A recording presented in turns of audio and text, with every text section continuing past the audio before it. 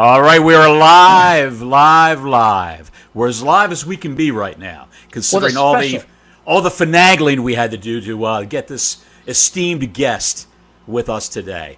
This is the SCM podcast. The SCM stands for Squared Circle Maniacs.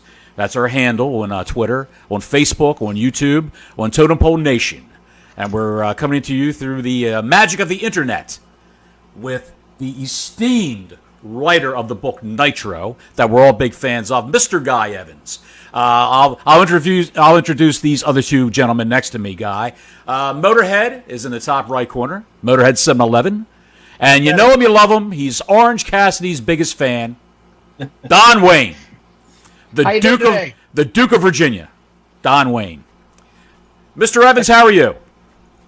I'm doing great, guys. I can promise you, for people listening to this, the book is better than my technical skills, so I apologize for that. But hopefully, you can hear me.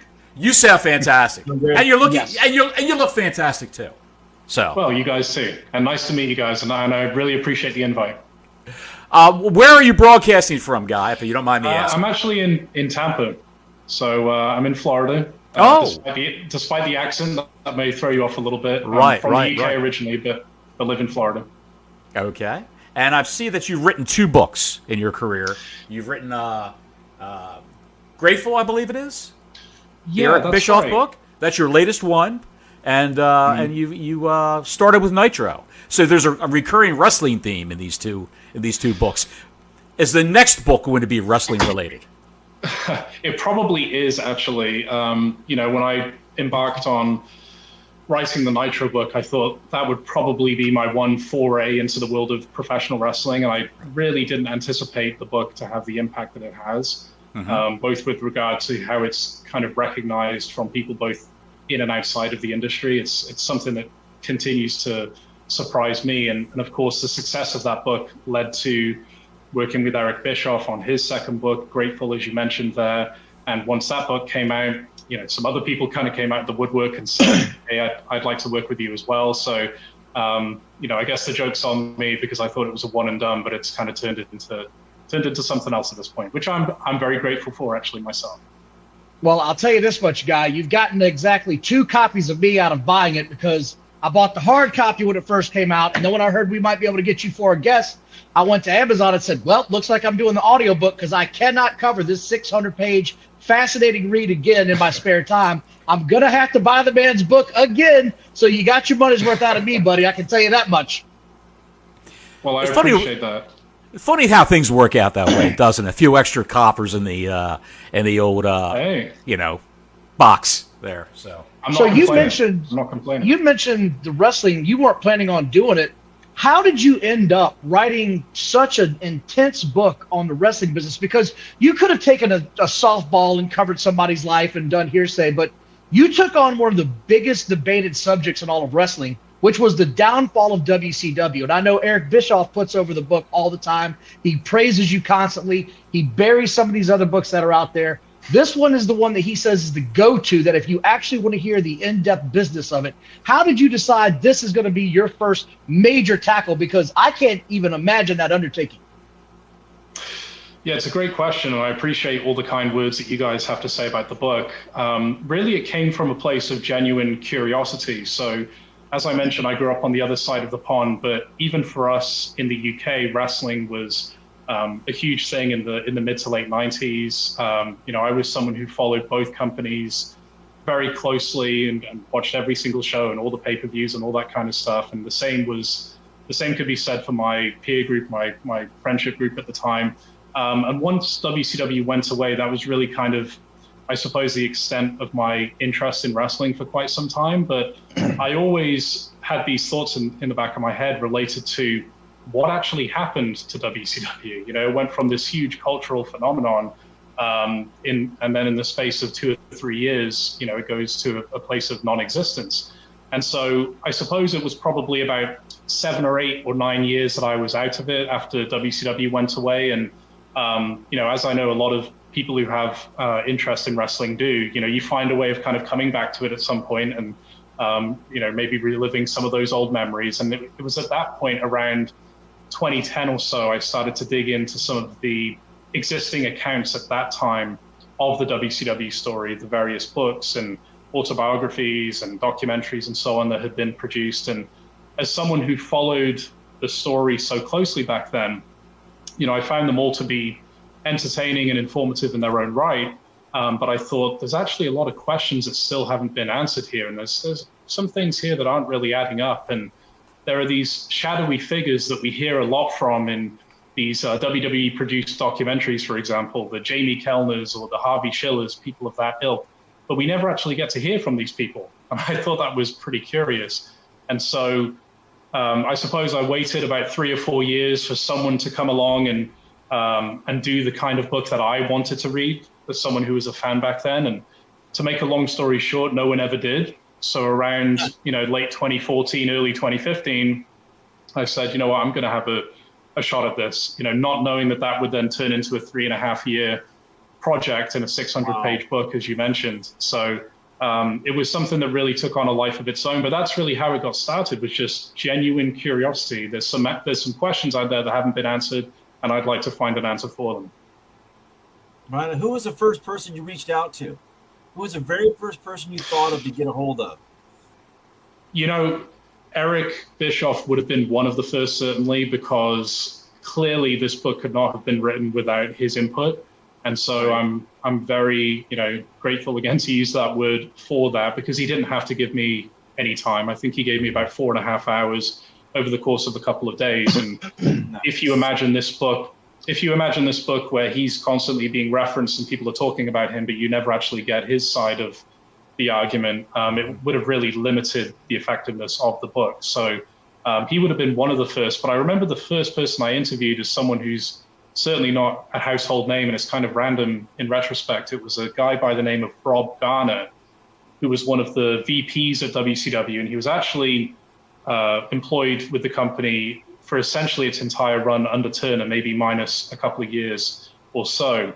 But I remember once I spoke to him, that kind of gave me the confidence that, there's actually a lot more to this story than even I had considered as a fan going in. And I think this is going to be something that's truly unique, because just the things that came out of that interview kind of got me in the mode to start writing and learning more. But that's how it all got started. All right. That was a good question, because I did have a follow-up to that. Is, I in the book, Kevin Sullivan seemed to be pretty open with you. DDP was a very quotable source that I saw you had. There were a few others in there, but so who are the guys that were really easy to work with as far as getting information out of them? And who were some of the guys that you found just didn't want to talk to you about the book? Because I noticed, I'm not going to name names, but I noticed there were some very big characters in wrestling at that time that seemed to not get mentioned in this book. Well, you know what? I'd have to say, in thinking back on it, any resistance that I got tended to come from people more on the Turner side. And I'm not saying that as a blanket statement, because if you look at the book, which really, the book is really about, in my mind, this dysfunctional relationship between WCW and its parent company. That's kind of the driving theme of the book, I would say. And of course, all of the major beats and moments are covered along the way with regard to the Nitro era, but that's really the story that's being told, I think. Hence, the title of the book, The Incredible Rise, but the Inevitable Collapse of Ted Turner's WCW. A lot of that has to do with what was going on between TBS, Inc. and WCW. So the people who may not have been incredibly enthusiastic about talking about this wrestling company tended to be some of the more high-profile people at times, although that wasn't always the case in the TBS hierarchy. I've mentioned this story before. I think Eric and I talked about it once on a podcast where I remember speaking to a very sort of high-ranking Turner executive about this subject, and he said, yeah, I really don't want to talk about this wrestling stuff. It was like 15, 20 years ago. I didn't like it then. I don't like it now. It's kind of an embarrassment, to be associated with it. And he's like, look, no one at my level sat around and talked about Diamond Dallas Page or Buff Bagwell or Scott Steiner or Conan or Goldberg. He started naming half the roster. But prior to that, he was painting a picture to me that he was above all of this, and this was this silly little wrestling company, and I was concerned with the other programming on TNT and TBS. And then he literally, in the course of that conversation, probably rattled off 15 or 20 names, and I thought, Yeah, it's kind of interesting that you'd remember Buff Bagwell 15 years after the fact. Maybe maybe you're kind of a closet wrestling fan or something. Exactly. So, they're everywhere, guys. That was interesting. Yeah. Those closet wrestling fans, man, they're all over the place. They never like to admit it, but every now and then you'll catch them slipping, and that's a good one. That's a good way to catch them. You mentioned, though, that, just now you said the TBS and the Turner executives were hard, they were hard to approach at times. How in the world did you manage to get all of those inter-office memos and memorandums and executive orders?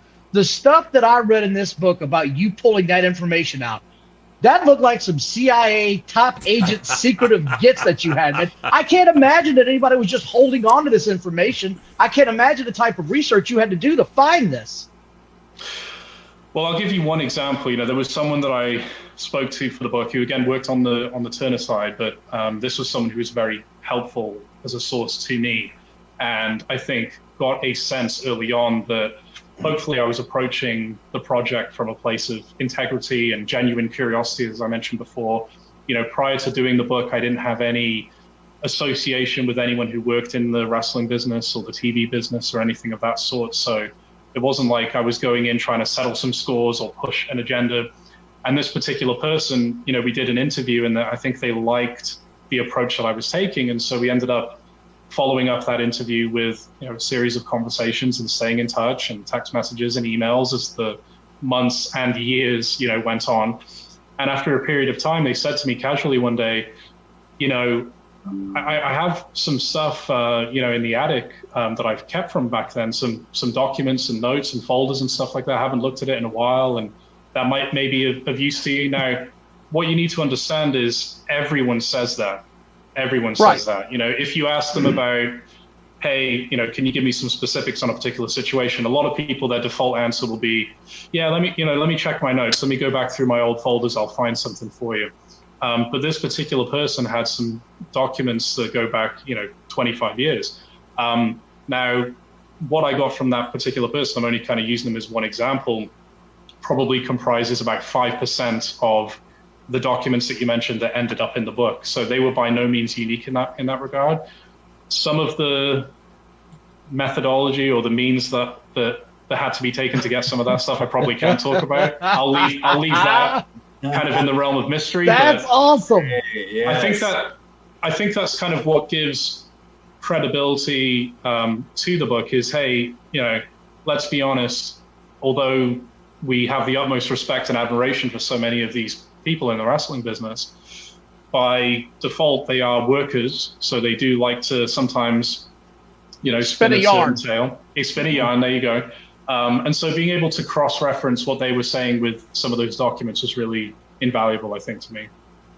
And I'm so glad you said that, because something that I caught in your book that sort of caught my eye about wrestlers, and you never know when they're, so to speak, working or they're being honest with you. In the book, you talk about how Kevin Sullivan was credited with doing a lot of the booking on the show. And then you also hear Eric Bischoff say, well, I'm taking credit for the booking on the show. And then I've heard Eric Bischoff say, well, I wasn't involved with too much booking. So where's that line at between who was running the booking of the show, who was actually just, here's the big idea, and then you go do it? Like, how do you think that all came about to be? Because like I said, the book covered both phases of that, and I can't make heads or tails of who the hell is actually doing the booking of this show. Yeah, it's another great question. I think what you're touching on there is the fact that sometimes things happen where there's no objective record to determine, which person is necessarily being more truthful in the situation. So I think what you do in those kind of situations is you quote both of the people involved, and you let them get across their side of the story in full, and then you let the reader decide, right? So what sounds more credible to you? I think I hear what you're saying, and I think there is some ambiguity at times, especially with the way that wrestling used to work in that era. As fans, we're always preoccupied with whose idea was that, who came up with this angle, who wrote that promo. And a lot of times what you'll find is it really was a collaborative process. It really was something that maybe one person presented in a room, but by the time they were done in that particular room, it took on a complete life of its own. Then you have other moments where you can definitively say this was one person's work. I'll give you an example of that. Scott Hall's, famous promo where he interrupts the match and comes to the ring on Nitro and, you know who I am, but you don't know why I'm here. That was word for word written by Eric Bischoff, and that's something that actually came out in the lawsuit between WWF at the time and WCW, where they were trying to ascertain where did this verbiage come from in terms of you presenting yourself like the Razor Ramon character. And that's something that all parties involved agreed at that time. Eric wrote word for word. So there are certain things like that where you can pinpoint it. But I think what happens a lot of times is once 5 years, 10 years, 15 years, 20 years go by, people's memories are funny. Sometimes people claim credit for things they had nothing to do with and vice versa. So I hear what you're saying with your question for sure. Yeah, and they are wrestlers. It's a lot of chair shots, brother. I mean, eventually your old memory's gonna get a little fuzzy upstairs, man. Oh, you might remember something 3 different ways before the day's over with, let alone 15 years ago. Absolutely. So I know in your book you talked about how and I want to touch on this a little bit because it was a really big part of the book where you just touched on it some too. The executives and the VPs of all these different parts of the Turner organization, they just didn't care for the WCW product. And you go into pretty good detail and it's pretty well known. They wanted it gone. They wanted it out of the portfolio. They wanted it sold or just gone off their television. They found it to be a bit of a joke. And you even covered in there, wrestling doesn't fit in a bucket, right? Like it's not something that just fits in a regular bucket for a marketing, say, campaign. And then I look at television today with all the bad ratings. They would kill for the numbers that WCW got back in the late 90s. Why is it that wrestling was such a downly looked upon product in the late 90s to mid 90s to where now there's 1,500 shows on my television every weekend on the internet with wrestling, and they're all doing fantastic numbers. Yeah, it's interesting, isn't it? I think, Eric in the book talks at great length about some of the issues that WCW had with regard to attracting advertisers, and some of the people who worked for Turner Ad Sales go into that as well, where they would sometimes go into meetings and say, look, these guys are drawing 5.5 million viewers in prime time on live television. This might be a good fit for your product. And there was always that hesitance on the part of these big advertisers. Well, I don't really know if we want to be associated with that fake wrestling stuff, right? I think that whole question, which of course everyone knew the answer to, 100 years ago, right? But that whole question or that whole notion of, don't you guys realize this stuff is all fake? I think that was much more of a talking point back then as compared to today, right? So I think that partially answers your question. Right. And today, of course, it's not uncommon for, you to come across people in everyday life who are heavily into Marvel movies or comic books or what have you. And wrestling has kind of become another niche in that same vein, I think, where there's not the same sort of stigma attached to it. But I think that stigma to some small degree is still there today, but certainly it's not the same as it was back in the 90s. Yeah. Well, when you say that, and I look at guys like The Rock, right, who got their start in wrestling, and now he's one of the biggest Hollywood stars of all time. John Cena's on his way up in that ranking. It feels like the stigma is still there in some circles, but when it comes to entertainment, can you put money in my pocket is what it's really all coming down to here that I see lately. Mm-hmm. That's just what I'm seeing.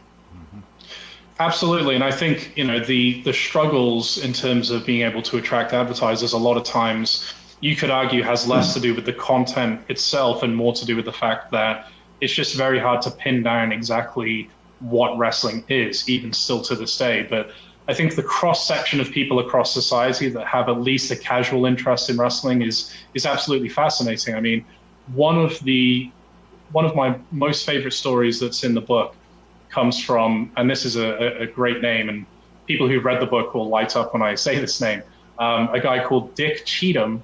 Yes, dude, I thought that was a fake name. I thought that name was totally fake, dude. Who has that name? You're not the only one.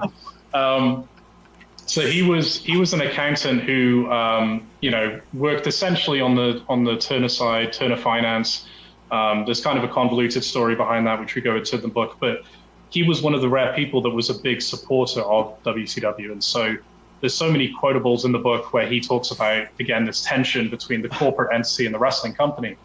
But what I was getting at is he tells a story in the book where he went for I think it was either a dentist appointment or a doctor's appointment or something one day. And, just to make conversation, the dentist, doctor, whoever it was, asked him, what do you do for a living? And he said, well, I work with Turner Sports, so that means, Braves, Hawks, and WCW actually.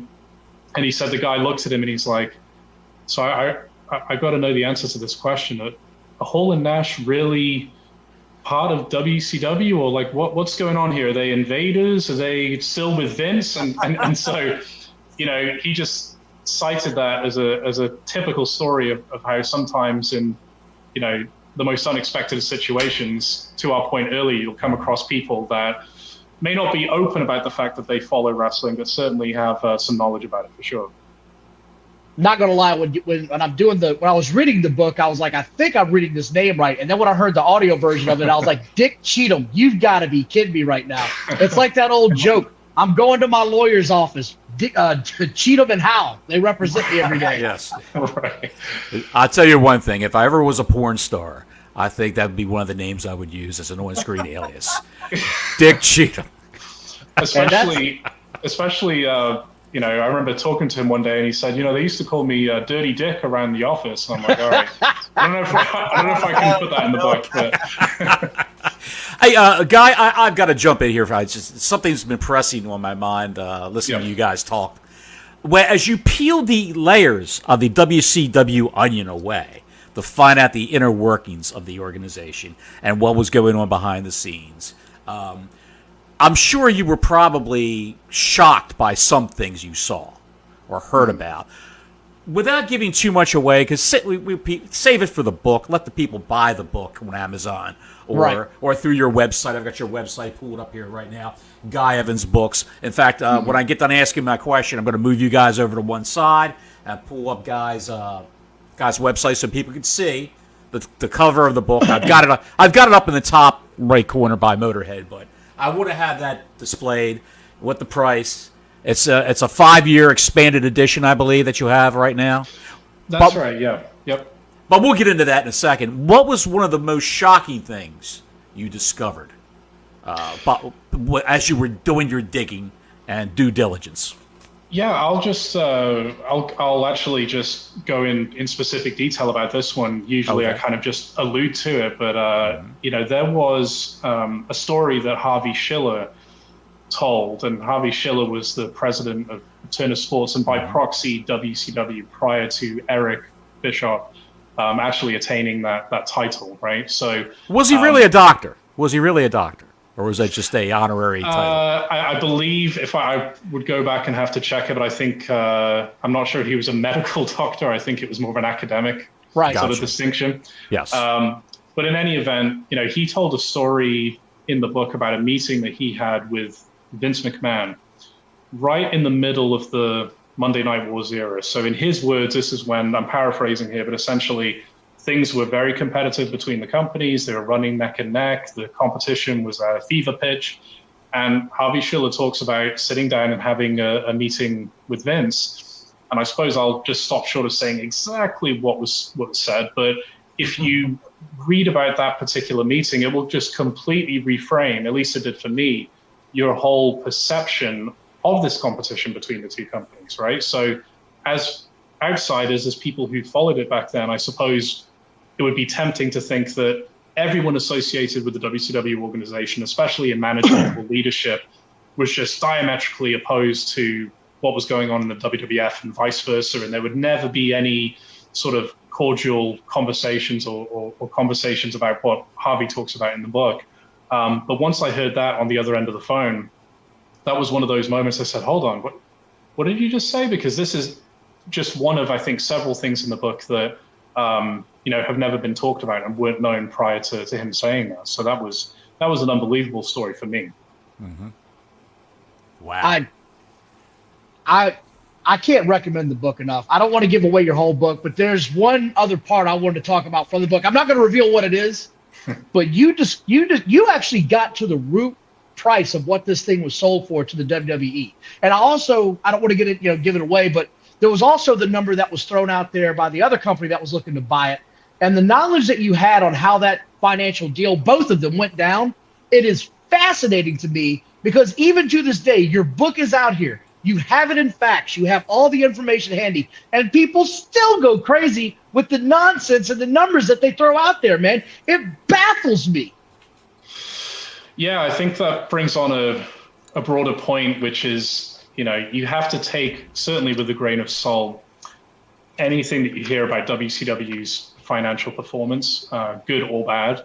And that's why at times in the book, you'll read a sentence such as, according to company records, WCW grossed this many dollars in this particular year, right? Or WCW, right.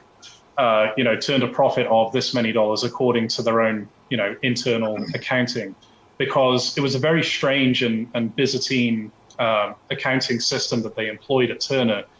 And there's a whole chapter in the book, I think it's chapter 9, which is called An Age-Old Problem, which really goes into some of the difficulties that came along with that, the way that certain expenses or even revenue items will get moved from company to company, depending on sort of the time horizon of certain executives. There may be times where, to make a particular division or department look good, let's just kind of slyly move some revenue or expenses over, and as long as we group a number of entities together, no one will notice. Of course, that was a reality of WCW's position within Turner, that it was grouped into a number of other divisions and labeled as other, right? So if you were to look at a financial statement and get to where other is listed and then see, well, there's a number here for revenue, there's a number here for expenses, WCW at times was grouped in just simply among that, right? So unless you were able to get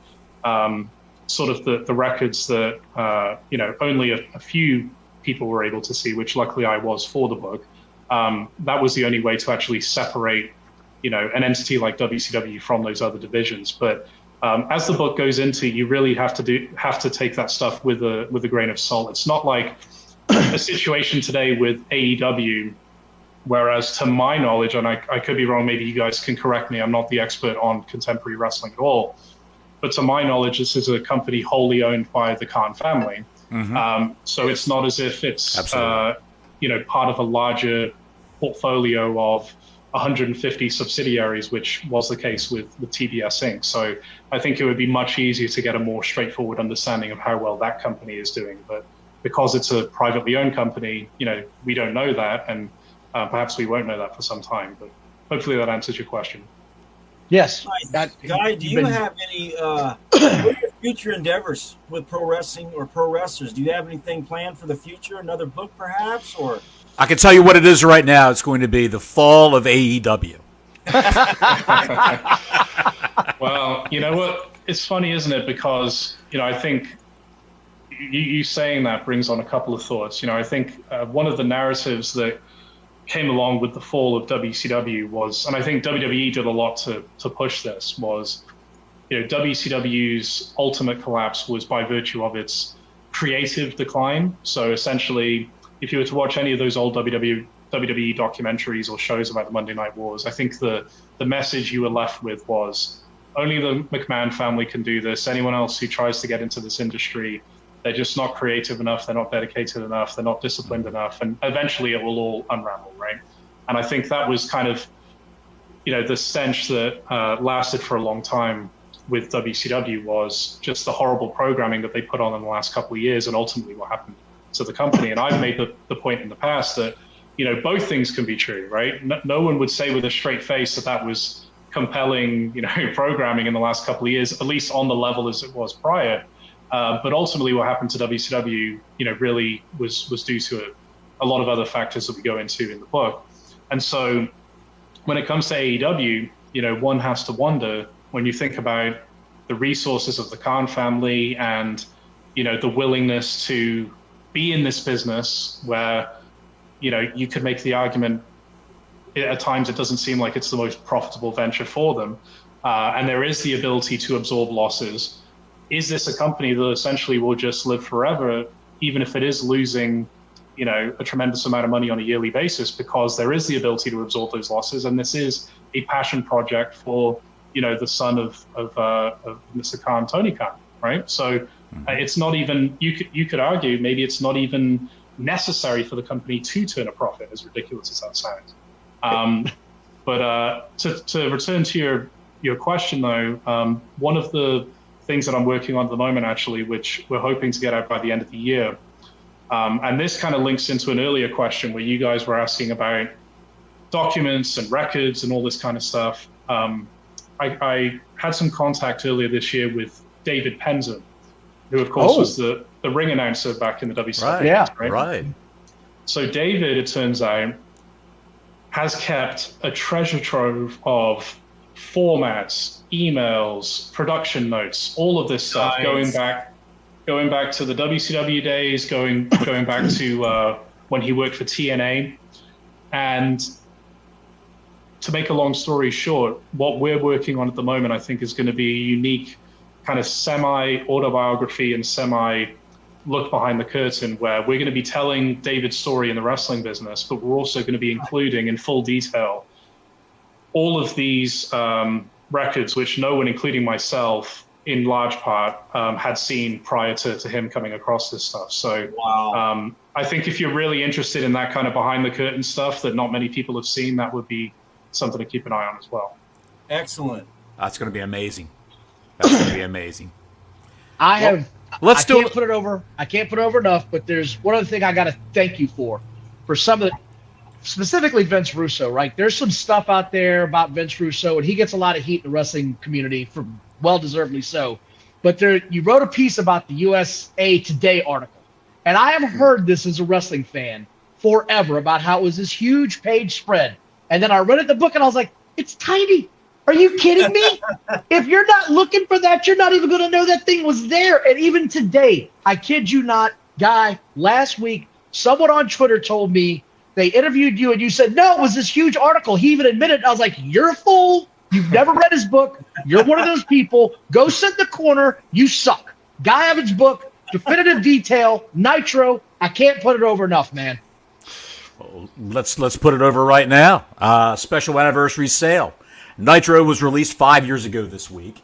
And here's a quote from Eric Bischoff, who is a guy very familiar with. The most definitive, well-written, and thoroughly researched book with the rise and fall of WCW. And he would know. That's Eric Bischoff, former WCW president, and Ric Flair's son-in-law, the great Conrad Thompson, and his podcasting empire. This is, without question, the very best book ever written on professional wrestling. Expanded hardcover edition for just $29.95, a limited time, folks. You can buy that directly from GuyEvansBooks.com. Guy, is that limited edition available on Amazon? It is, in fact, yeah. Thank you for asking. If you punch into Amazon WCW Nitro book or Nitro Guy Evans, if you click on the hardcover option, you'll be able to order that on Amazon if you so choose as well. So thanks for asking. Yes, I'm looking at it. Let me go ahead and share this. I'm on Amazon right now. They have the Kindle versions of it right here. This is the Audible audiobook, which Don purchased. Again. Yes. Don.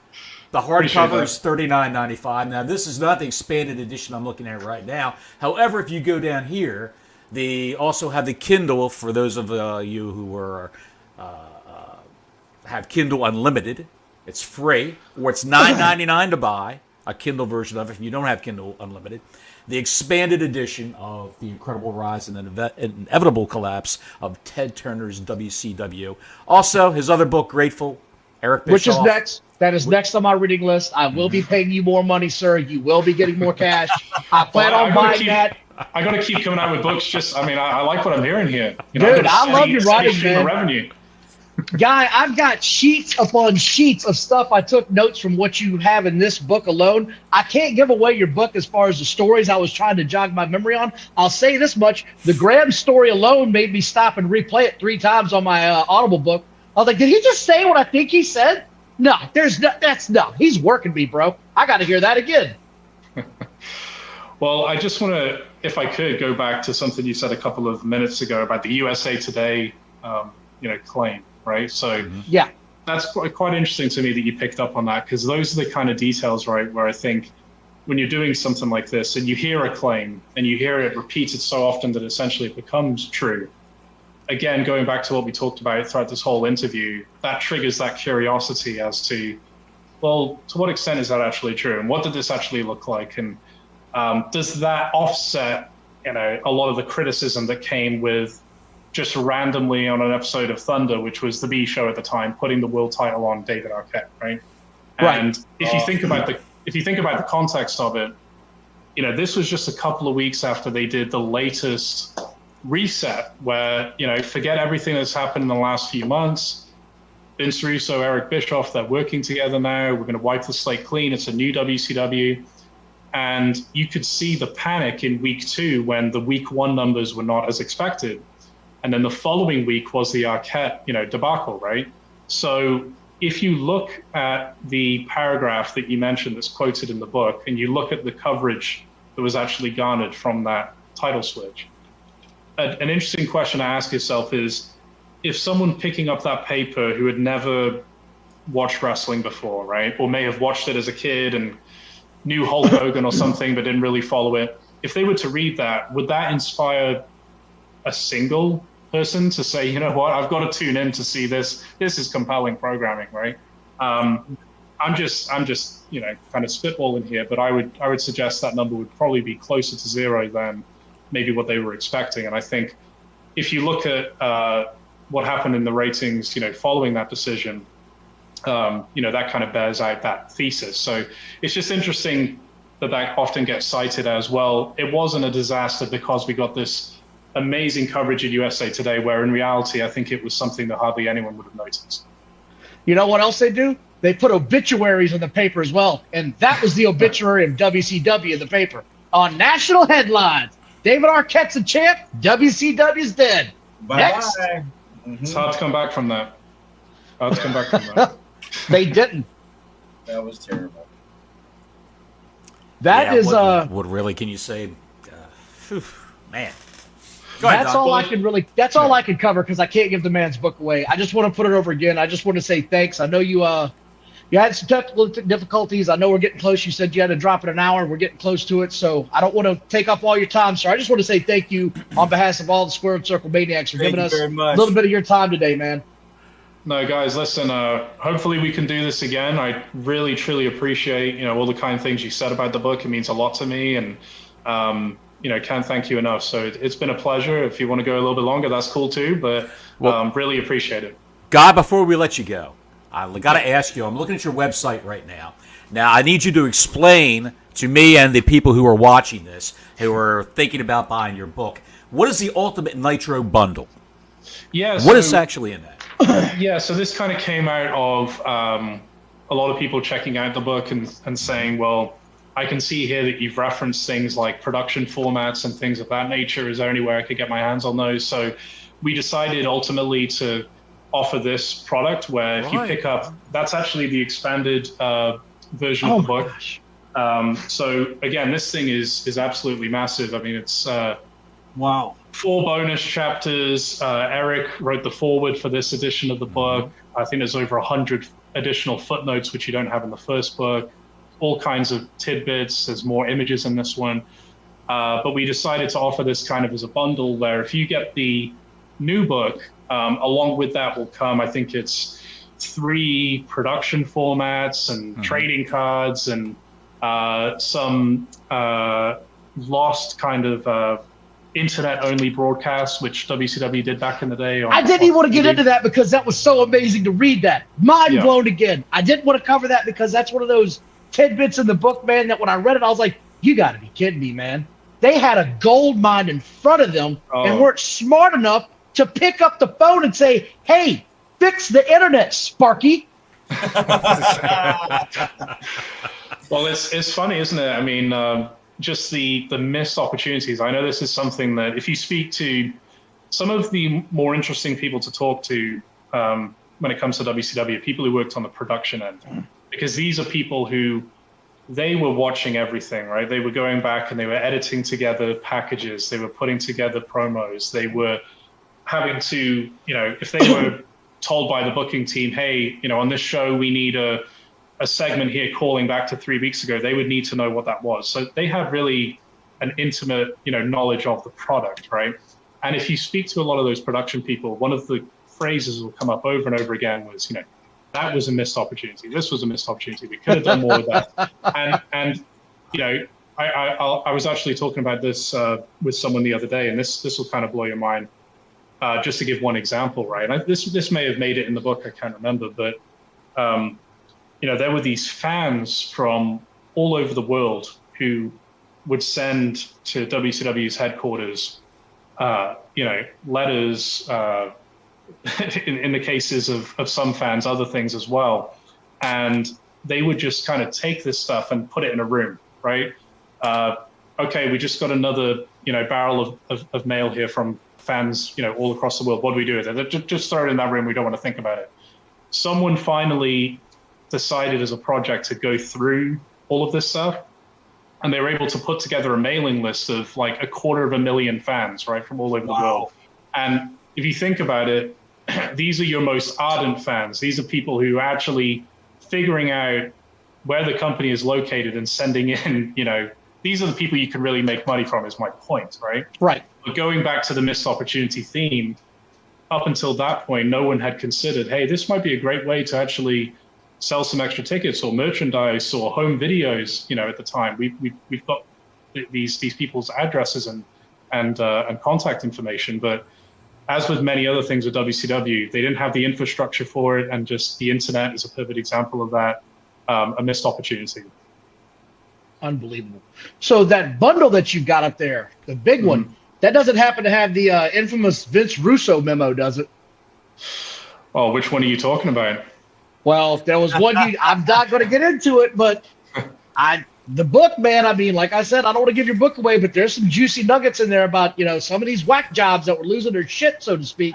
I mean, just coming completely unhinged, man. And your book is like, all right, this guy's losing it. You didn't say it. You were very polite in how you put it, and here's what it actually said. But yes, you could read between the lines if you use your imagination. You watch enough wrestling, you know what was happening back there. I'm going to have to go back and read my own book now. I'm curious. I'm like, okay, which one's he talking about here? He's broken your book down on a granular level. I know. And he was, for 2 months, we got to get Guy Evans. We got to get Guy Evans. We got to get Guy Evans. We got to get Guy Evans. We got to get Guy Evans. We got to get Guy Evans. I mean, believe it or not, in the wrestling circles for people that read books, your folklore has grown into this thing that now, if you don't read this book, you don't know anything about wrestling as far as how the business side of it works. I mean, that's all I can say. And when you wrote that book, Guy, you took a great leap of faith because you're assuming that wrestling fans can read, which is a big thing right there. I'm going to leave. I'm going to put that to the side. But very diplomatic, Guy. Very diplomatic. You know what, though? I mean, you got to keep in mind, and just if you can imagine this, you work on something for a while and you think, all right, maybe a couple dozen people will find this interesting. They'll talk about it for a couple days. I'll get like a nice email or two and move on to something else. For this to kind of turn into what it turned into is absolutely mind blowing, to be honest with you. Absolutely mind blowing. But primarily, again, I'll go back to it. If it wasn't for a lot of those key people that you mentioned saying, yeah, I'll do it. Right. Because you got to think, what incentive do they have to give up hours of their time to talk about this stuff? Zero. They could have said, no, I've got better things to do. I'm not interested. Without a lot of those people, it really would have been severely lacking, because you would have been referring to people that you never get to hear from. So I've really just got to put all the credit on those people, to be honest. Excellent. Well, buddy, you did all the research, so I'm not going to let them get all the credit. You did the research. You took the time. You wrote an amazing novel. I can't thank you enough for coming on the show. That's all I've got. You got anything for a Motor? I got one last thing I'd like to say. Just like I said, I got to the audio book. I'm going to get the new one. I'm going to get the actual hardcover. But for anybody out there that, let's say you don't know anything about WCW, ground up until the end, and the big time era when it was the WCW versus WWE, Monday Night Wars, you need this book. This book is great. Just listen to the audio book. I was completely impressed and blown away. And once again, on behalf of what Don and what Johnny Bottles is going to say, and I already said, thank you very much again for being on the show, man, because I learned a whole bunch today as well. And folks, let's go down the list of value here that this expanded edition has. It's the expanded 2021 hardcover edition. Let's see, it's normally runs for $59.95 from your finer bookstores. But he's selling it on GuyEvansBooks.com. Guy, GUYEVANS books.com. And it's only $29.95. A great value. Here's what you get. Bonus chapters, a new foreword from Eric Bischoff. 4 bonus chapters, the new foreword, dozens of new tidbits, expanded image section. You actually see the formats and scripts of the TV shows, of the episodes of Nitro, like Guy said earlier. 100 footnotes added to the original story. The reviews are off the charts for this thing. Russo's memo might be in there. Russo's memo might be in there. We don't know. Could be. You never know. I think so. We told you what Eric Bischoff and Conrad Thompson said. Chris Harrington, who is the VP from AEW of their business strategy, well written and captivating, a fresh take on the time period, and it may be the best overall wrestling book to date, says David Bixenspan, the infamous David Bixenspan from Deadspin. So, great value, $29.95, folks. Go through your pockets, go through your pants and the hamper, dig up your shekels. It's a great book. Don Wayne approves. It's got his stamp of approval. And if you're a wrestling fan, this is a book for you. Yes. Nitro. Guy, where can people reach you at if they want to get a hold of you? Yeah, so it's real simple. You can follow, probably the best place to go is to go on Twitter. It's just at WCW Nitro Book. Or if you want to shoot me an email, it's guyevanswcwbook@gmail.com. Those are probably the 2 best places. All right. Guy Evans, everybody. Guy, you're doing the Lord's work, sir. Thank you so much. Thank you for being here. It's been a pleasure. Let me say one last time, guys, thank you very much. Really appreciate the invite. Anytime you want to do it again, please let me know. And definitely be tuning into what you guys are doing after today, because great vibe, great questions, and wish you guys all the best of luck as well. Thank you. Be careful. Thank you, sir. All right, Guy. God bless you. Have a good one, sir. Loved it. You too, guys. Take care. Bye-bye. Take care, Guy. All Guy right. Evans. Fantastic. Wow. What a guest. What a guest. What a guy. What a pal. Guys. That was way cool. I mean, I don't want to get into his book, too much, but some of the juicy details of that thing, son, let me tell you what. Don't give it away. Let them buy the book. Let them buy the book. So, hey, guys, swig a beer for Guy Evans. All I've got is water, pal. You son of a bitch, you got me again. I had to stay on my toes this time. That's a sharp cat, man. I couldn't come at him like a random AEW fan. That's a smart dude. You don't want to have him spit water or whatever he's drinking all over his new setup he's got there. No, right, Motor? No, I don't. I don't. Ruin that. So anything else going on, you guys? You guys want to talk a little modern wrestling real quick? I saw Dirty Dom as your new North American champion. Absolutely. Did you see that? And did you see the number they pulled on that show? 700,000, I believe. Over 700,000. Over 700,000. Yeah, they've got to get eyes on NXT. Their goal right now, their mission statement is not to have NXT just be developmental. They want it to be a third brand. So that's why you're seeing the influx of established WWE people on the main roster is the best terminology I could use. Floating down there occasionally, doing some angles, and it gives the kids down there something to do so they can figure this is the way we're working when we get up to the main roster. They'll learn from working with Rollins. They'll learn from working with the Judgment Day. They'll learn with working with Natty Neidhart. She was down there. I think she was the first one that ever went down. So why put the title on him, though? Like, that's sort of my question is he going to be on NXT a lot now? Like, how the hell does this entire dynamic work? You can't just take Dirty Dom off of Monday Night Raw and SmackDown and put him on NXT. It's a huge draw. What do you think, Motor? I think it's a downgrade. Tell you guys the truth. Put him on NXT. NXT's all right, but I think the direction that this could head might not be that beneficial for him. Just my opinion. Well, they're trying to get more eyes on NXT. I think Triple H is laughing when he thinks about NXT is doing twice the number that Rampage is doing. So, well, my whole thing when I got the ratings, I was like, wow, that beat Collision on on Saturday night. I didn't see that did. coming because they average around 500,000. That's roughly what they do on Yeah. Tuesday nights, right, on NXT. Yeah, they bounce between 500,000 and 600,000. Yeah. Yeah, so they drew in almost 200,000 more fans for that one-off, and that's what the average was. Like, I wonder what the peak was in the quarter hours. I haven't seen that yet. I also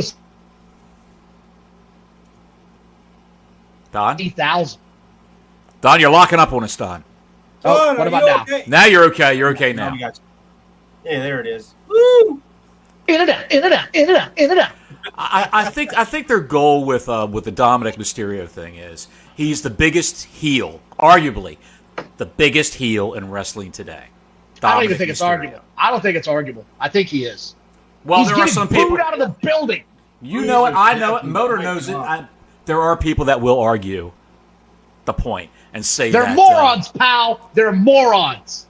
Yes, if that's your argument, you're a moron. He is the biggest heel in wrestling right now. Biggest heel in wrestling.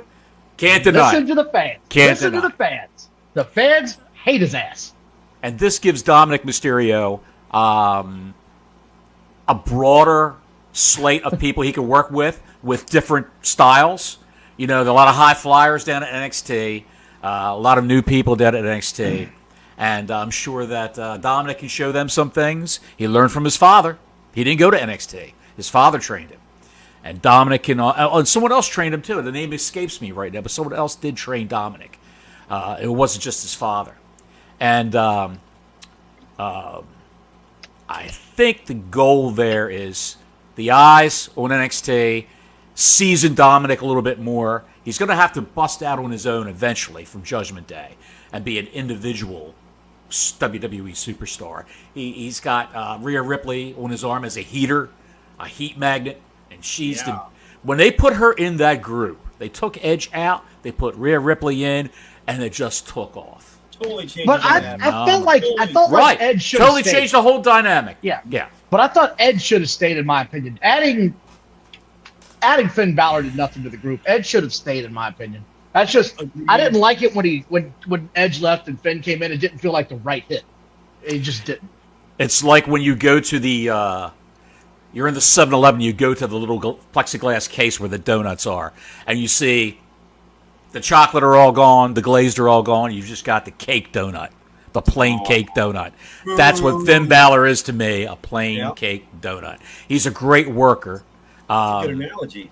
There's something about Finn Balor that makes you want to watch him in the ring. But the promos, maybe it's the Irish accent, I don't know.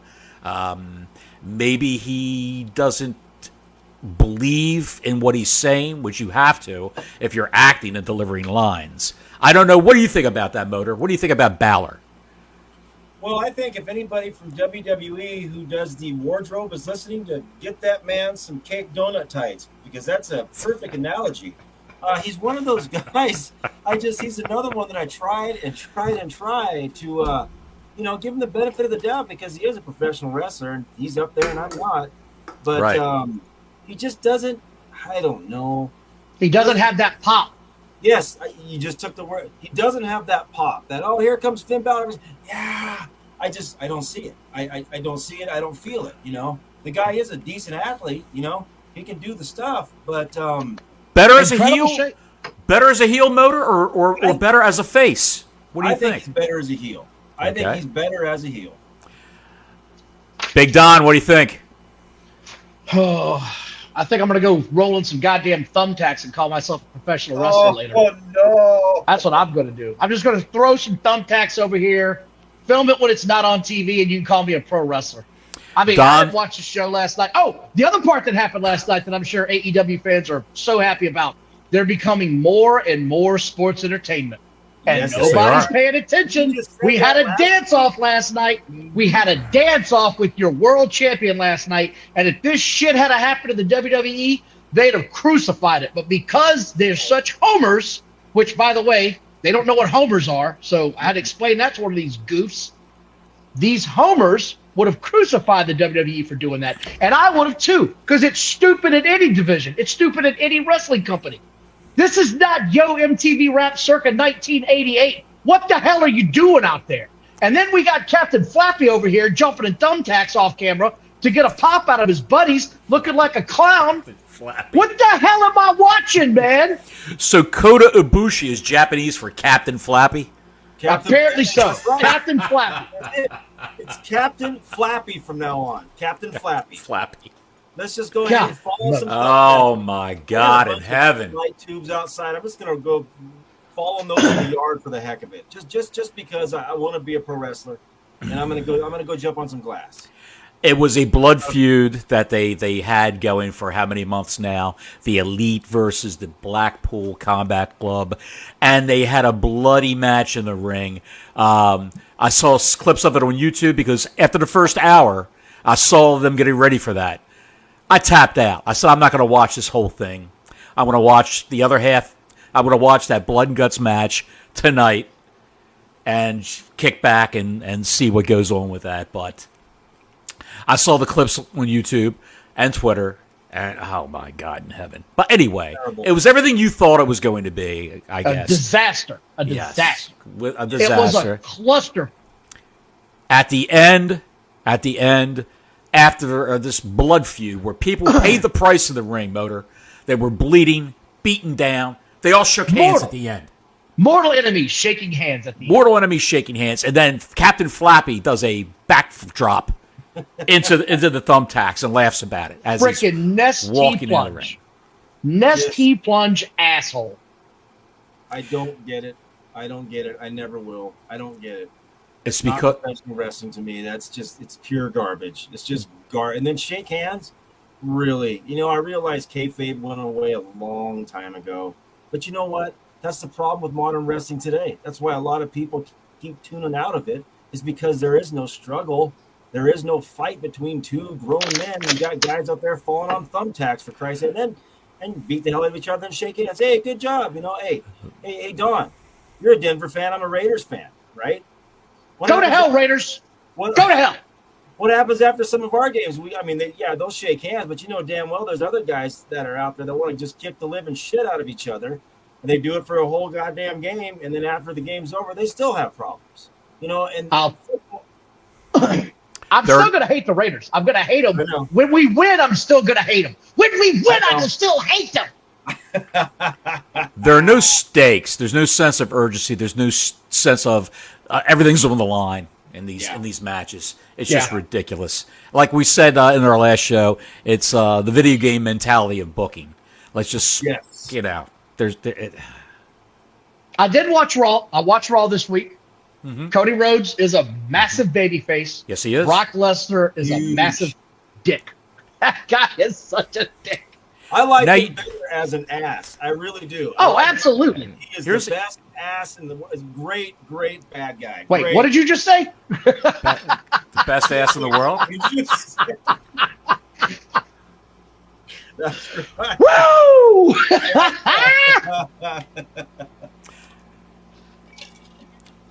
Bottles? I'm speechless. I found it great that we get to see Dusty Rhodes' widow, Cody's mom, in the front. Yeah. Now, if you're a fan of old school WWF, you've seen Mrs. Dusty Rhodes somewhere before. Remember when Dusty was in the WWE and they had him doing those Americana vignettes? Where he was a plumber, he was a butcher. You can beat my prices, but you can't beat my meat. Remember that? Yeah. And people would say, you hear a woman say, "Hey, aren't you?" And he'd go like that, and it would freeze. He was doing one at a gas station, and he had on a wife beater and his jeans and a rag in his back pocket, and he was singing, "You can trust your car to the man that wears the star." Back then, that was the Texaco. Remember Texaco gas station? Yeah. That was their jingle for their TV commercials. Oh, you can trust your call to the man that wears a star. And he's singing like that and shucking and jiving out to the gas pump where a pretty little lady, pulled in. And he went and checked her oil. He gave her gas. He filled her up. Did he now? As best as he can with that belly. Full service. But he looked at the windshield, and he's wiping the windshield, and he spits on the windshield. You got a little Georgia June bug right there. I'll take that right off for you. Oh, you're so nice, she's saying. That was Mrs. Dusty Rhodes. I knew she had done a video in that or two car. with Yeah, I knew she had. That was Cody's mom in that car, which I thought it was pretty neat that Vince let her come in and do that. That was pretty cool. So I like Raw. Thought it was a good show this week. Raw was a good show, yes. Raw was a good show. Anything you see that you're like, that's great. That's amazing. Anything stand out? The Cody Rhodes promo I thought was pretty damn entertaining. Cody Rhodes promo was the highlight for me. The shocking thing was the fact that Liv Morgan and Raquel Rodriguez what the hell? lost the tag titles. And I will say this, the reason why they lost the tag titles is because Liv Morgan still has a bum shoulder. Despite everything she did in the ring, she's still injured. And they want to move Raquel Rodriguez as the challenger for Rhea Ripley. Can you imagine when those two Amazons meet in the ring? It's going to be a great match. I hope they don't ruin it like they did in NXT, where they immediately went.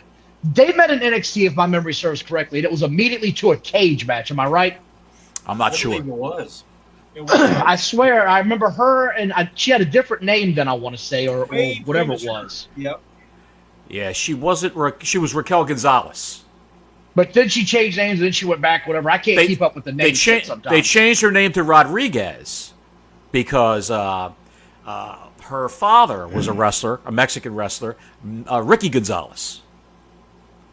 From years and years and years ago, didn't do anything of note. He was a jobber, made his rounds through all the major promotions and all that as a jobber. However, he still was a wrestler. The fact of the matter is, Carmella's father was a jobber for the WWE when it was WWF many, many years ago. Were they part of the Speedy outfit? Speedy Gonzalez? Speedy Gonzalez.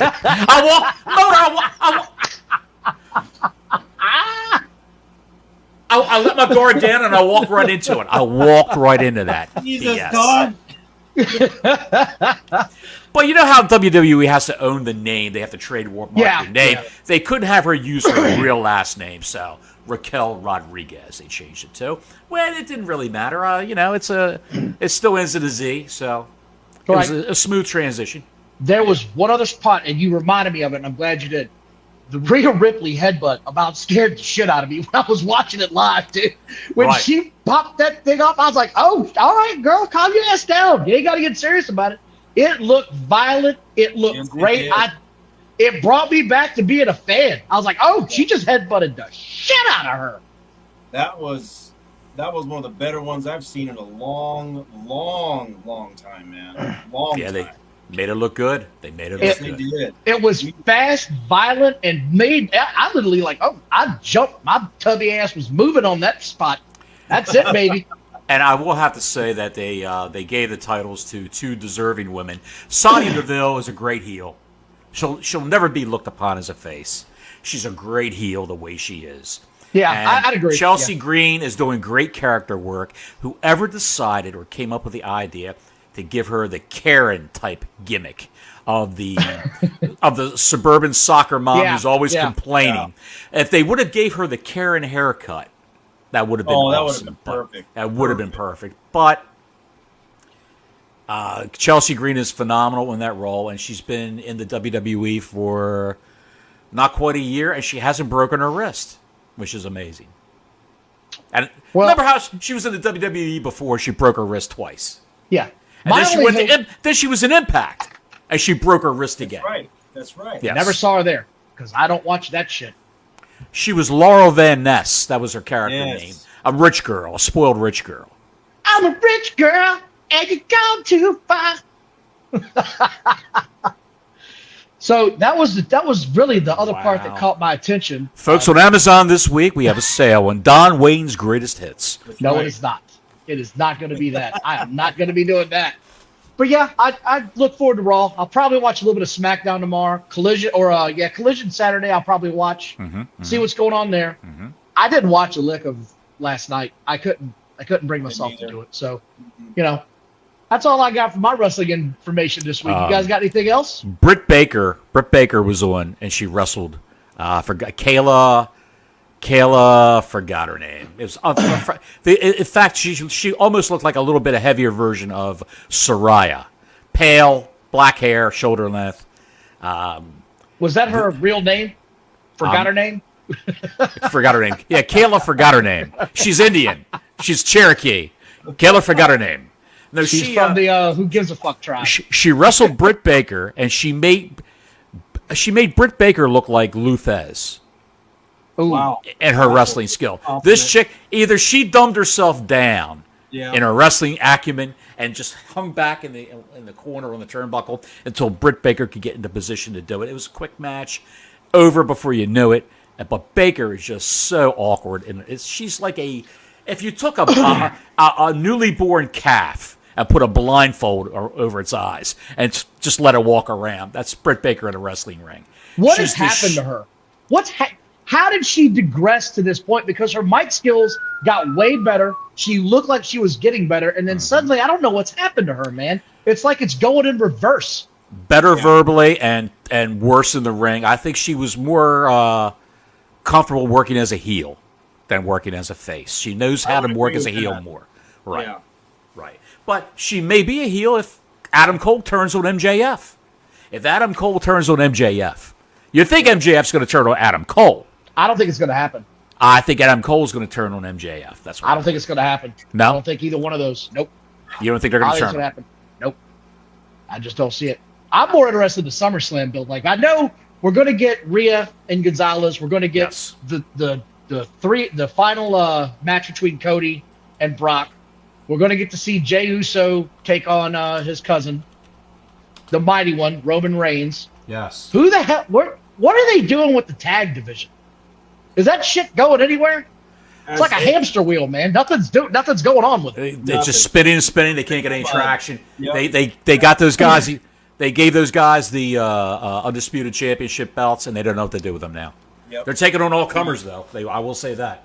Can we get rid of those Trojan Man condom titles, by the way? Can we get rid of that? The safe sex tag team titles? Like, every time I see it, I'm like, they're practicing safe sex again. Here come the champions. Shit's ridiculous, man. Why do you have a condom ornament on your title? They haven't decided if they're going to unify the definitely like they did with the ladies tag titles. If they're going to unify the separate shows tag titles, they haven't decided yet. Well, they don't have enough good tag teams though to have two separate runoffs of divisions. I mean, they just they do. They can bring guys up from NXT. They can bring guys up from NXT for that. Here's the rumored. Let's take a look at, while we're here, before we leave, let's take a look at the rumored SummerSlam matches. And I'm going to pull this up. Boys, hang on a sec, and I'll have Trojan it for you. Man. Boom, boom, boom. There we go. Oh, yeah. Of course, probably the main event will be Cody Rhodes versus Brock Lesnar. You think that's going to be the main event? I kind of hope it is. I mean, I don't know. I would think that it would have to be be the Usos. It had to be the Uso that battle. one. Yeah. I think with SummerSlam, I think this might be the curtain jerker match because Brock likes to get on and get out and go home. Yeah, right. So this could be the first match. This could be the first match. Then you've got for the World Heavyweight Championship, the Raw title, Seth Rollins versus Balor. Boo.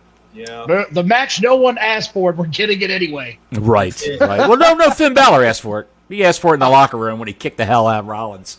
Let's just get to where that briefcase gets cashed in because I'm so ready to see that guy get a belt. Motor, what's your take on Ronda Rousey versus Shayna Baszler? I thought Ronda Rousey was splitting, man. She is. This is it after that. I think this is her last match. Okay. So she's probably going to put over Shayna Baszler. She was misused this second return. The smiley thing coming to the ring, it was totally not her, in my opinion. Mm-hmm. I don't understand why they went that direction with her because she's a legitimate badass, and she should have stayed a legitimate badass. Not what they had her doing the last year or so, man. It just. I'll tell you why they did that. You know why they did that? Because Vince tells the women to smile when they walk down to the ring. Yeah. He also tells them to skip. Skip and smile. Yes, because he's probably a little thrill goes up his left leg when he sees them skip. You want to know what he tells his paralegals? To go up my leg. That's what he tells the paralegal. Here's $1 million. Sign this paper. Yes. Paralegal intrigue. Guess how much change I have in my pocket. Just use your hands. And then we've got Gunther and Drew McIntyre, which, take it or leave it. I'm just glad that they're putting some prestige on the Intercontinental title because Drew McIntyre is not an icy guy. He's a heavyweight guy, and I feel he's obviously going to do the job. Yeah. But this is going to rub off on Gunther and give him that heavyweight title next level feel that they're trying to build with him. Yes. Well, if there's no shenanigans and for a DQ or for McIntyre to lose through interference, if there's nothing like that, he just flat out gets pinned by Gunther, then you know Drew McIntyre has not agreed to a new contract. Right. Because his contract's almost up. And he hasn't I think he wins either way. I think Gunther wins either way. I think Gunther's winning the Royal Rumble this year. Well, yeah, I think he's winning the Royal Rumble. I would hope so, because I'm a big fan of his. I really am. I like him, and like some of the other people have talked about, some of the other podcasters, ex-wrestlers. If this was the 80s, you know damn well what he'd come to the arena wearing. You know damn well what he'd be wearing going into the damn ring. He'd be just like a Nazi. The helmet with the spike on top. All that. Foreign menace would be coming into the ring. Yes, absolutely. He'd be Russian right now. He'd be Russian right now. He would. He'd be Vladimir. Yeah, Vladimir Putin-stan. Motor, let me ask you this, and then I'll get to Don. I'll ask you too. Think about it, Don. Motorhead, who do you see dethroning Gunther? Who, if you were booking, who would you have dethrone Gunther, and when? Obviously, you would do it for a WrestleMania, if you were going to do it. Okay, this may seem a little far-fetched. Braun Breaker. He's the only man to pin Gunther.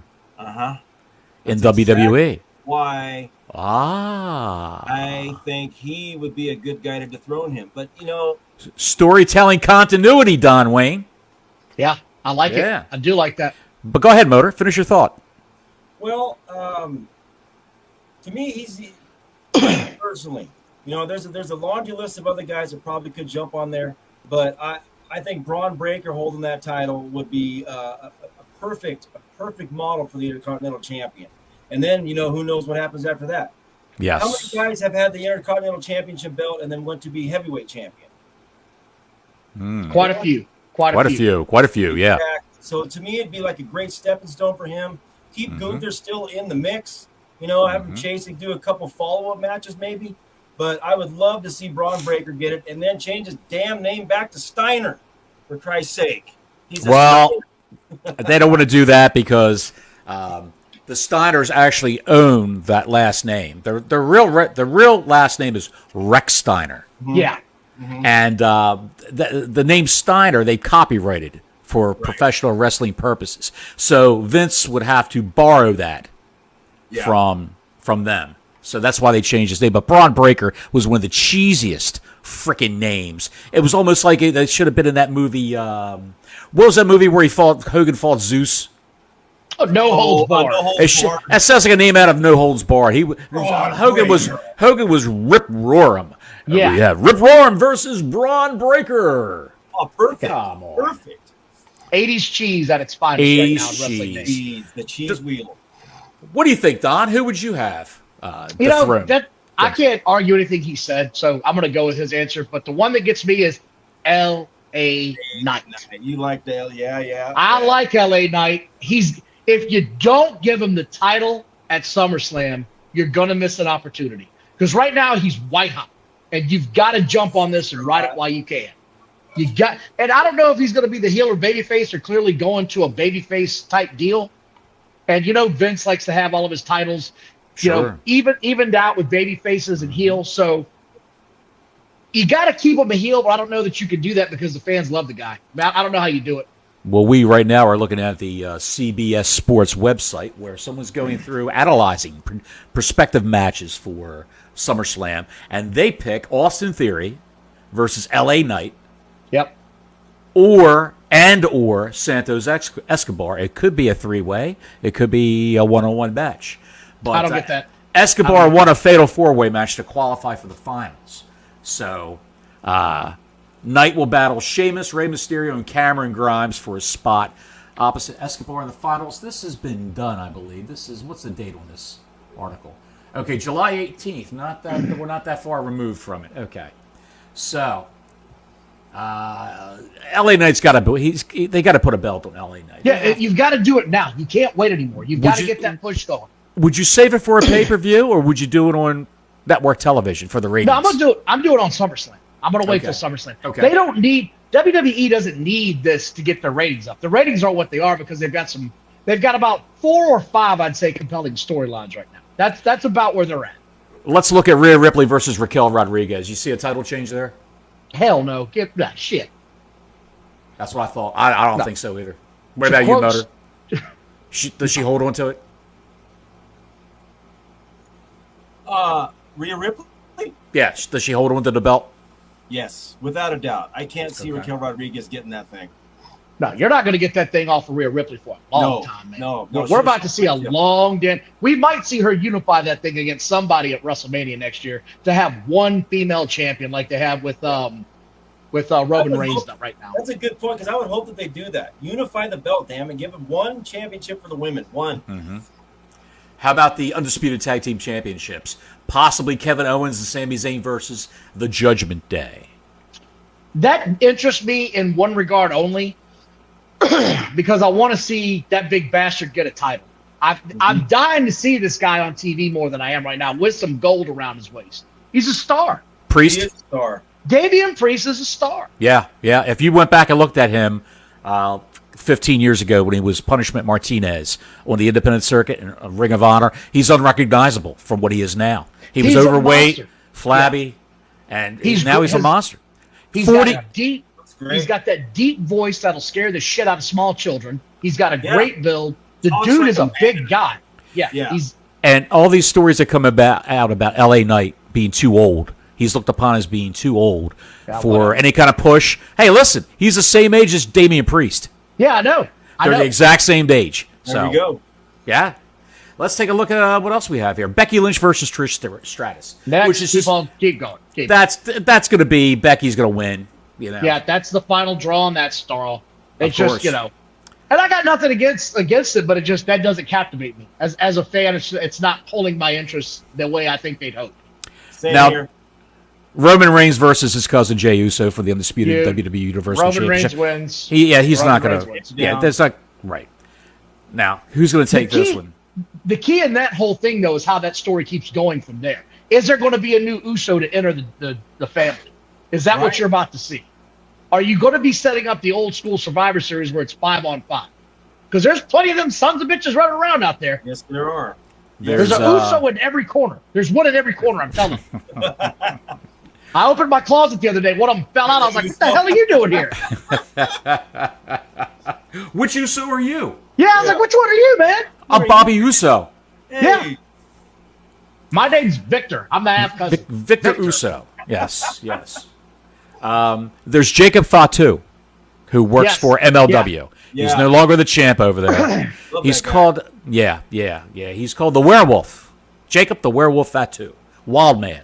I've been hoping he comes over soon, so we'll see. Hopefully. I don't know what his contractual status is with MLW, but that'd be fantastic. Women's Championship. No. For the SmackDown belt. Asuka, Belair, or Flair? Don't even care. Just don't even care? Yep. Don't even care. Do you see Io Sky cashing in on somebody here in the mix? That would be the one she'd cash in on, but I think they're saving that for like a Royal Rumble type deal. Mm-hmm. But maybe. I mean, it would make a lot of sense here. Have her come running in. Everybody's beat to hell. The winner just barely won. I'm cashing in. Pull a Seth Rollins. If Asuka doesn't win, and they have Io Sky try to cash in on Asuka and fail, you could do a series of matches, which would be the best of Japanese women's wrestling you would see in the United States in many, many years. Yeah, Asuka versus Io Sky, where they can both cut loose and show everybody what they can do. And then guys like who will remain nameless that we know from Twitter will be pulling the head off of that thing as they watch as they watch Asuka and Io Sky battle it out. Rubbing one out. You guys, some of you cats on Twitter, man, you're way too obsessed with women's wrestling. It's freaking creepy, man. It's creepy, dude. Lord. Brothers, take this phone. The shades are on. I'm out. Folks, it's been a great show. We'd like to thank the great Guy Evans for taking time out. And Guy, if you're watching this, hey, wake the shit, pal. You're when you left, it all went downhill. It all went downhill rapidly. But I will say, if you're down in Tampa, shoot over to St. Petersburg and see the mayor of the coast of St. Petersburg, a man named Coach Bald. He'll take you down to St. Pete's Rejuvenate, and you'll get a new lease on life. You'll change your mood. You'll heal your body and your spirit. We like to, I forgot to put the crawl up here. Oh, my Lord in heaven. I forgot to put the crawl up here. You got to take a pause for the cause, folks. stpeterejuvenate.com. Go to that. If you're in the St. Petersburg area, they can do a lot for you. Cultivate Wellness for all your CBD and THC needs. They operate out of Georgia. They operate out of Virginia. Go to their website, cultivatewellness.com, and they will ship directly to your house. And if you buy a certain amount, it's free. They have coupon codes, cultivatewellness.com. It's all good for what ails you, folks. With St. Pete Rejuvenate and Cultivate Wellness. Motor, the future's so bright for the SCM Squared Circle Maniacs podcast. You gotta wear shades. That's right. Peace out to all the SCM brothers. Motor, I gotta ask you, with all that the decor of that room that you're in, is that a garage? Is that adjacent to your house? Is that a man cave that you constructed? That's his man cave. This is my man cave. All my music stuff and memorabilia crap that I've held on to since I was 14 is in this room. Right. Looks good. I got a couple of homeless people living in here a few months ago. I hadn't painted them. Man. Good Lord. Were they an Uso family member? Hey, look. He opened a door when they were Uso family members, man. There was 9 Usos there. Yeah, there was Sleepy Uso, Dopey Uso, Doc Uso, Grumpy Uso. They were all there. That's right. You can find Motorhead711 on Twitter. If you want to join the Squared Circle Maniacs, we are somewhat of a club. It's hard to get into, but at Motorhead711 on Twitter, he's the man to talk to. Down below us, right here, I thought you fell out. I thought you were stroking out from all that energy you were expending. No, God no. Dancing Don Wayne at Bust a Move on Twitter. He is the mouth of the Virginia South, Don Wayne. And do not mess with Don Wayne. AEW fans, don't come at Don Wayne half-cocked, because Don Wayne will he'll set you straight on the Twitter machine. My name is Johnny Bottles. I'm at Johnny Bottles on Twitter. Just search for SCM, the hashtag SCM. You'll find us somewhere. I'd like to give a shout out to Jason, Larry, Larry, Jimmy C81. He's not a member of the SCM, but Jimmy C81. He always brings a smile to our faces with his pictures of wrestling divas that he posts, and with the utmost horniness, I may say. And, Jimmy, we love you. I'm just joking around. We love you, pal. You know that. You know we've got a soft spot in our hearts for you and on our post. Beer Man at Cleaning Towels on Twitter. If you haven't checked out the Beer Man's Twitter feed, it's wild. It's a cornucopia of drunkenness and bitter commentary on today's society. Love the Beer Man. He's a fantastic. A lot of hookers. All right, brothers. All right, that's it. All right, I think we're out of here, guys. Peace out, and we'll see you next time. Next Sunday at 5. What was it, 4 or is it 6? 4. 4 o'clock. I can never remember. I'm so excited I actually forgot the time slot.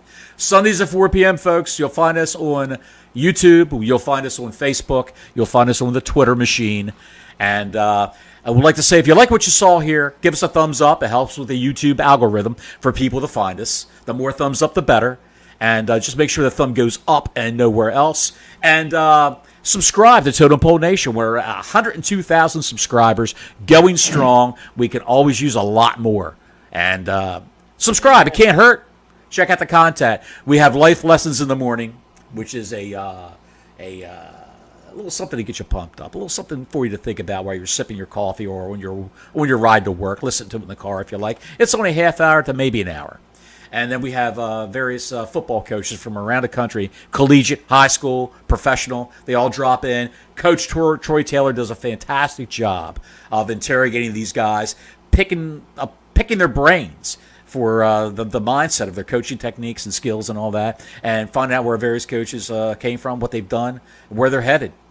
Check out Mr. Lucky, and you cannot forget Lambo's World of Sports. Lambo is doing the Lord's work. Shit. What was that, Doc? I just lost power, man. I got to go. Oh, crud. Yep. Time's up, Bottles. I got to go. All right. I might lose internet in a minute. We are out. Peace out, everybody.